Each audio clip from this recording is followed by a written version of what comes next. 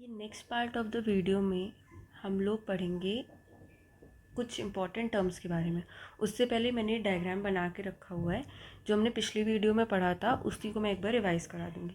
ये पार्ट कौन सा है, अगर ध्यान दें तो ये वाला पार्ट हमारा कौन सा पार्ट है, पेटल्स का पार्ट है। ये हमारा पार्ट कौन सा है, सेपल का।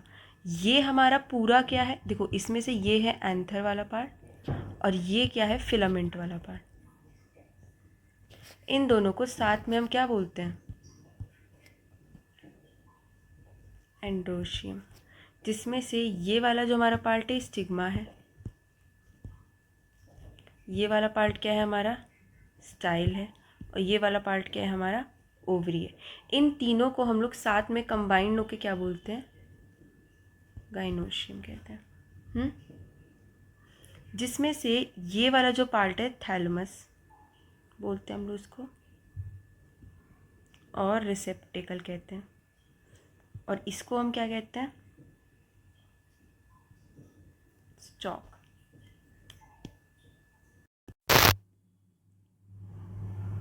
अब जैसे कि पिछली वीडियो के ये टर्म्स हमने फ्लावर के डायग्राम के साथ डिस्कस कर लिए हैं। अब आगे जो है मैं कुछ इम्पॉर्टेंट टर्म्स हैं जो हमें फ्लावर के रिस्पेक्ट में पता होनी चाहिए, क्योंकि जब हम लोग फ्लावर को और डिटेल में पढ़ेंगे तो ये हम डायरेक्ट यूज़ करेंगे, तो इनके मतलब हमें पता होनी चाहिए। जिसमें से पहला है, एक होता है कंप्लीट फ्लावर और दूसरा होता है इनकम्प्लीट फ्लावर। तो अगर हम लोग यहीं पे बात करते हैं कि कंप्लीट फ्लावर क्या होता है और इनकम्प्लीट फ्लावर क्या होता है, कंप्लीट फ्लावर का मतलब एक ऐसा फ्लावर जिसमें चारों वर्ल्स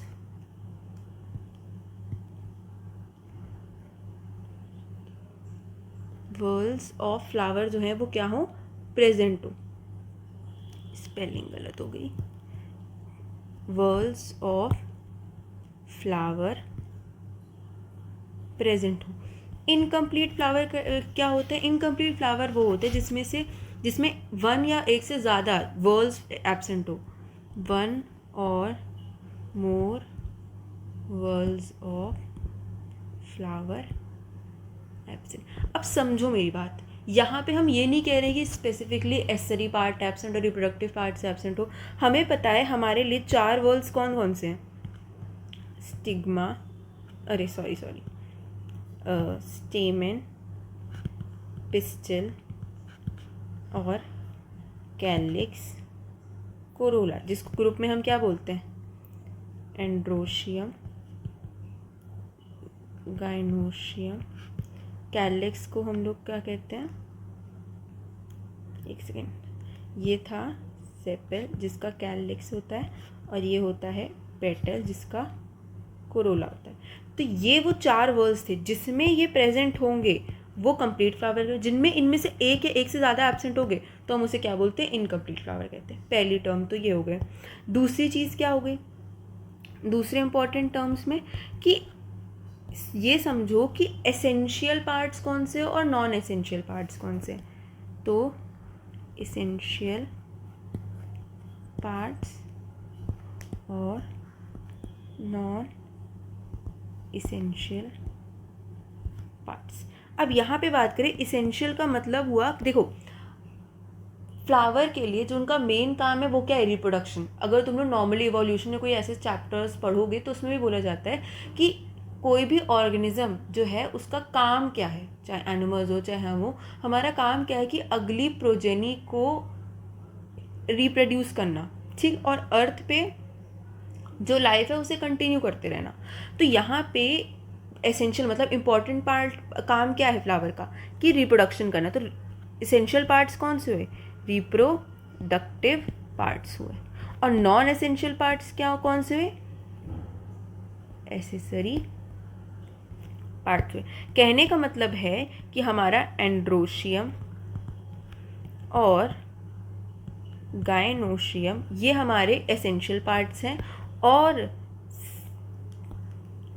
कैलिक्स और कोरोला हमारे नॉन एसेंशियल पार्ट्स हैं। हमें पता है कि एंड्रोशियम जो है वो किसका ग्रुप है, वो स्टेमेन का ग्रुप है, ये एक मेल पार्ट है, और गाइनोशियम किसका ग्रुप है, पिस्टिल का ग्रुप है जो कि कैसा पार्ट है, एक फीमेल पार्ट है। इसके अलावा हम और क्या जानते हैं इसके बारे में, इसके अलावा हम एक बात और जानते हैं कि स्टेमेन जो है वो दो पार्ट्स होते हैं, एक होता है एंथर और एक होता है फिलामेंट। अभी तक मैंने इतनी बार रिवाइज करा दिया है, अभी तक थोड़ा बहुत टर्म्स तो याद होने शुरू हो गए होंगे। पिस्टिल के 3 पार्ट्स होते हैं, स्टिग्मा, स्टाइल और ओवरी। कैलिक्स जो होता है, कैलिक्स की अगर मैं बात करूँ तो कैलिक्स कौन सा किस उसका होता है, कैलिक्स की अगर हम बोलें तो कैलिक्स हमारा होता है ग्रुप किसका, सेपल का। कोरोला किसका ग्रुप होता है, पेटल्स का। ये कैसा होता है, ग्रीनिश होता है, फोटोसिंथेसिस में हेल्प करता है। और ये क्या होता है, ये कलरफुल होता है और पॉलिनेशन में मदद करता है। ठीक, तो ये वो 2 टर्म्स हैं जिसके बारे में पता नहीं चाहिए। एक चीज़ और बता दूं कि पिस्टिल को हम लोग कार्पल भी बोल सकते हैं, कहीं पे टर्म्स यूज़ हो सकते हैं, तो समझ में आना चाहिए। तो अगर मैं ओवरऑल यहाँ पे बात करूँ थोड़ी सी, तो कहने का मतलब ये है हमारे जो एसेंशियल पार्ट्स होते हैं कहीं ना कहीं वो रिप्रोडक्शन में मदद कर रहे हैं, और हमारे नॉन एसेंशियल एसेसरी पार्ट्स जो हैं ये क्या कर रहे हैं, ये कहीं ना कहीं हमारे जो भी पेड़ पौधे हैं वो जो रिप्रोडक्शन जो एसेंशियल काम कर रहे हैं उन एसेंशियल काम को करने में मदद करता है, हेल्प करता है। ठीक, तो इसीलिए हम इसे एसेसरी पार्ट्स भी बोलते हैं। ठीक, चाहे प्रोटेक्ट करना हो रिप्रोडक्टिव जो भी जहाँ भी प्रोसेसेस हो रहे उनको, चाहे फोटोसिंथेसिस करनी हो फूड बनाने के लिए, चाहे पॉलिनेशन जो कि एक बहुत इंपॉर्टेंट चीज़ है। बिना पॉलिनेशन के जो यूनिसेक्सुअल फ्लावर्स होते हैं, बहुत सारे बाइसेक्सुअल फ्लावर्स, इनके बारे ये टर्म्स भी मैं भी आगे डिस्कस करूँगी। इनमें क्या होता है, इनमें कहीं ना कहीं हमें बाहरी चीज़ों की ज़रूरत पड़ती है। उन बाहरी चीज़ों का काम कौन कर रहा है हमारे लिए, ये नॉन एसेंशियल पार्ट्स जो हैं उनको, इंसेक्ट्स को अट्रैक्ट करके फिर इन सब चीज़ों को आगे करने का काम करता है।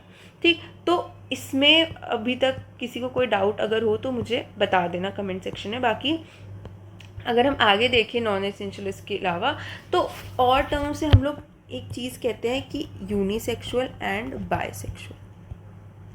Unisexual flower and bisexual flower. कहने का मतलब क्या है कि जो हमारे यूनिसेक्सुअल फ्लावर है उसका मतलब होता है कि देखो, सेक्सुअल वर्ड आ गया, मतलब हम लोग रिप्रोडक्शन से रिलेटेड बात करें, मतलब अब हम लोग दोनों की बात एसेंशियल पार्ट्स के रिस्पेक्ट में करेंगे। तो यहाँ पे क्या होता है कि यूनिसेक्सुअल फ्लावर का मतलब, देखो एसेंशियल पार्ट्स मतलब 2 ही हुए हमारे पास, एक तो पिस्टिल वाला पार्ट हो गया और एक स्टेमन से रिलेटेड हो गया। तो यूनिसेक्सुअल का मतलब ऐसे फ्लावर जिसमें या तो पिस्टिल प्रेजेंट होगा या तो क्या प्रेजेंट होगा, स्टेमन प्रेजेंट होगा, उसको हम क्या कहेंगे, यूनिसेक्सुअल फ्लावर। और इसमें क्या होगा, बोथ पिस्टिल एंड स्टेमन प्रेजेंट होगा। मतलब इनके में इन्हें दूसरे फ्लावर की ज़रूरत होगी रिप्रोडक्शन के लिए, इसमें उसी फ्लावर के अंदर रिप्रोडक्शन हो सकता है। यहाँ पे मैं ये नहीं कह रही कि वो करेगा ही, वो प्लांट की अपनी स्थिति उस टाइप की कंडीशंस पे डिपेंड करता है, बट वो ऐसा कर सकता है कि वो किसी और की हेल्प से भी करे, बट वो उसके पास दोनों चीज़ें प्रेजेंट होती है, पिस्टल और स्टेमन प्रेजेंट होता है, तो सारी चीज़ों को करने के लिए केपेबल होता है। ठीक है, आगे अगर मैं बात करूं कि इसमें कुछ टर्म्स और हम यूज़ करते हैं, जैसे कि एक होता है टेपल। ठीक,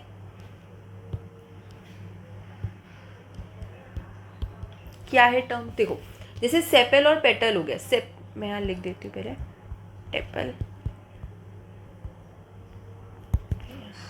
हमने अभी पढ़ा था, एक होता है सेपल और एक क्या होता है पेटल। सेपल कैसे थे, ग्रीन कलर के थे, बेस में प्रेजेंट थे। पेटल्स कैसे थे, कलरफुल थे और ऊपर की तरफ प्रेजेंट होता है। अब कभी कभी ऐसा होता है कि हम लोग सेपल और पेटल में डिफ्रेंशिएट नहीं कर पाते, वो सिमिलर दिखते हैं, तो हम जो टर्म देते हैं वो क्या होता है, टेपल होता है। ठीक, तो क्या मतलब हुआ, in some cases we cannot distinguish between sepal and petal, so we name them as tepal. तो हम उसे क्या नाम दे देते हैं, टेपल। और टेपल के ग्रुप को हम क्या बोलते हैं, tepals are collectively known as perianth. जैसे हम लोग सेपल्स को कलेक्टिवली क्या बोलते हैं, कैलिक्स, पेटल कलेक्टिवली कोरोला कहते हैं, वैसे हम टेपल को कलेक्टिवली पेरियांथ कहते हैं। जैसे मैं एक एग्जांपल बताती हूँ, क्या देखो हमें पता है, एक ओवरव्यू हमारे दिमाग में ये है कि ये ऊपर के पेटल्स हैं और ये नीचे के इस तरीके से सेपल्स हैं। सेपल्स कैसे होने चाहिए, ग्रीन होने चाहिए, पेटल्स कैसे होने चाहिए, कलरफुल होने चाहिए। अगर मान लो हमें ये जो पत्ती है ग्रीन कलर की दिख रही है और नीचे ये जो पत्ती है कलरफुल दिख रही है, तो हमें पता है नीचे तो सेपल्स होते हैं बट वो कलरफुल है, तो हम उसे क्या बोलेंगे, हम उसे सेपल बोलेंगे, हम उसे पेटल बोलेंगे, क्योंकि वो फंक्शनली कैसा काम कर रही है, वो फंक्शनली अगर मैं सेपल की बात करूँ, नीचे वाली पत्तियों की बात करूँ, तो वो सेपल जैसे काम कर रही है, बट वो तो कलरफुल है ना, ग्रीन तो दिख नहीं रही हमें। तो इन ऐसे केसेस में जब हम डिफ्रेंशिएट नहीं कर पाते तो हम उसे क्या नाम दे देते हैं, टेपल दे देते हैं। मेरे ख्याल से इसमें अब कोई दिक्कत नहीं होगी। अब पेरियांथ में ही अगर मैं बात करूँ, इन केस हमारे जो पेरियांथ है, जैसे कि मैंने कहा कि कन्फ्यूजन होती है, टेपल हम उन्हें टेपल बोल देते हैं या फिर उनके ग्रुप को पेरियांथ बोल देते हैं। सिंगल को टेपल बोलेंगे, उनके ग्रुप को हम क्या बोलेंगे, पेरियांथ बोलेंगे। अगर मान लो पेरियांथ कैसा है, अगर मान लो पेरियांथ कैसा है, कलरफुल है, या दूसरा केस क्या हो सकता है कि वो कैसा है, ग्रीनिश है। तुम लोग मुझे एक बात बताओ कि ग्रीनिश क्या होता है, ग्रीनिश क्या होता है हमारा, ग्रीनिश तो हमारा क्या होता है, सेपल्स होते हैं, और कलरफुल हमारे क्या होते हैं, पेटल्स होते हैं। तो ऐसा पेरियांथ जो कलरफुल हो उसे हम क्या बोलेंगे, उसे हम पेटलॉइड बोलेंगे, और ऐसा पेरियांथ जो ग्रीनिश हो उसको हम क्या बोलेंगे, सेपलॉइड बोलेंगे। आई होप इसमें कोई कंफ्यूजन नहीं होगा। कलरफुल लिख सकते हैं या नॉन ग्रीन भी लिख सकते हैं, ठीक। तो अगर कलरफुल होगा तो या नॉन ग्रीन होगा तो पेटलॉइड, और ग्रीन होगा तो हम उसे क्या बोल देते हैं, सेपलॉइड, ठीक। तो याद करने का ये आसान तरीका बन सकता है पेरियांथ को। तो अगर मैं एक बार थोड़ा सा ये वाला टॉपिक थोड़ा सा कंफ्यूजन कर सकता है, तो अगर हम लोग differentiate, if we can not differentiate between कि वो पेटल है कि सेपल, तो हम लोग क्या टर्म दे देते हैं, हम लोग बोल देते हैं उसको टेपल। टेपल्स को कलेक्टिवली क्या बोला जाता है, टेपल्स को कलेक्टिवली बोला जाता है पेरियांथ। और पेरियांथ के दो केसेस हो सकते हैं, या तो वो नॉन ग्रीन हो सकता है या तो वो ग्रीन हो सकता है।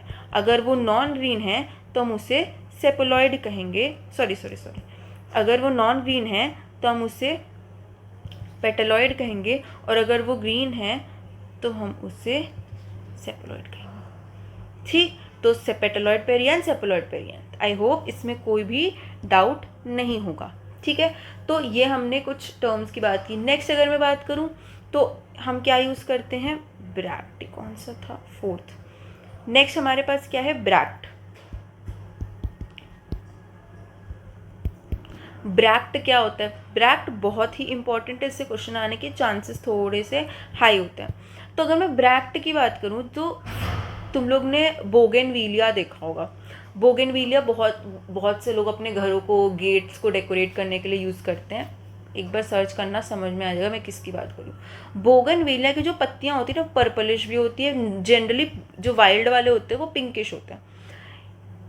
इनके सेंटर में एक छोटा सा वाइट फ्लावर होता है। हमें लेकिन क्या लगता है, हमें लगता है कि ये जो बाहर की ये जो ब्लू वाली पत्तियां हैं ये असली में पेटल्स हैं, फ्लावर का पार्ट है। हम इन पे तो ध्यान भी नहीं देते, बट एक्चुअली में क्या होता है कि ये जो अंदर का वाइट, यहाँ पे वाइट कलर के फ्लावर्स होते हैं, ये होते हैं फ्लावर। इनकी ये जो छोटी छोटी पत्तियां हैं ये होती हैं पेटल्स। तो ये बाहर का क्या है, इसे हम क्या बोल देते हैं, इसे हम ब्रैक्ट कहते हैं। क्या कहते हैं, ब्रैक्ट। क्या मतलब, वो कभी कभी फ्लावर जो हैं वो एक्सिल, लीफ के एक्सिल पे, ये क्या है, इनके एक्सिल टिप पे, मतलब जो फ्लावर होता है उसकी जो बेस है वहाँ पे कुछ पत्तियाँ प्रेजेंट होती हैं जो कि कलरफुल हो सकती हैं, तो उन्हें हम क्या बोल देते हैं, ब्रैक्ट बोलते हैं। ना कि वो क्या होती हैं, पेटल्स होती हैं फ्लावर की, ना वो फ्लावर का पार्ट होते हैं, ठीक। तो अगर मैं चाहूँ तो मैं इसको कैसे लिख सकती हूँ कि when flower arises in the axil of a leaf-like structure, ठीक। क्या बोला मैंने, in the axil of a leaf like structure. तो इस लीफ लाइक स्ट्रक्चर को हम क्या बोल देते हैं, ब्रैक्ट बोलते हैं, ठीक है। ये क्या क्या हो सकता है, इट कैन बी ग्रीन और नॉन ग्रीन। बोगनवेली के केस में वो क्या होता है, नॉन ग्रीन होता है तो हम उसे पेटल से कंफ्यूज कर देते हैं, अगर वो ग्रीन होगा तो हम उसे क्या बोल देंगे, सेपल से कंफ्यूज कर देंगे। एग्जाम्पल इसका बहुत ही इंपॉर्टेंट है, बोगनवेलिया। ठीक, बोगनवेलिया। ठीक है, तो ये होता है हमारा ब्रैक्ट। ब्रैक्ट बहुत बहुत ज़्यादा इम्पॉर्टेंट है, इसको अच्छे से कर लेना। ठीक, उसके बाद नेक्स्ट क्या होता है हमारा, नेक्स्ट होता है हमारा टॉपिक नेक्टरीज। सिक्स्थ नेक्स्ट टर्म हमारा क्या है, नेक्टरीज। अगर बचपन में पॉलिनेशन और सब पढ़ा होगा तो नेक्टर के बारे में पढ़ा होगा। फ्लावर्स में फ्रेग्रेंस के लिए, ओडर के लिए कुछ पार्ट ऑर्गन प्रेजेंट होते हैं जिसको हम लोग क्या कहते हैं, नेक्टरीज कहते हैं। नेक्टरीज के पास क्या होता है, नेक्टर होता है, स्वीट फ्रेग्रेंस वाला क्या होता है, नेक्टर प्रेजेंट होता है। ठीक है, बहुत सारे फ्लावर्स में प्रेजेंट होता है। और ये जो नेक्टर सिक्रीटिंग सेल्स होते हैं, नेक्टर सिक्रीटिंग सेल्स, नेक्टरीज क्या होती है, नेक्टर सिक्रीटिंग सेल्स। ये नेक्टर जो है स्वीट फ्रेग्रेंस वाला जो केमिकल होता है, इसको लिक्विड, इसको प्रोड्यूस करने का काम करती है। ठीक है, नॉर्मली नेक्टरीज जो होती है वो कहाँ होती हैं, usually present at base of pistil. ठीक, तो पिस्टिल के बेस पे प्रेजेंट होती है और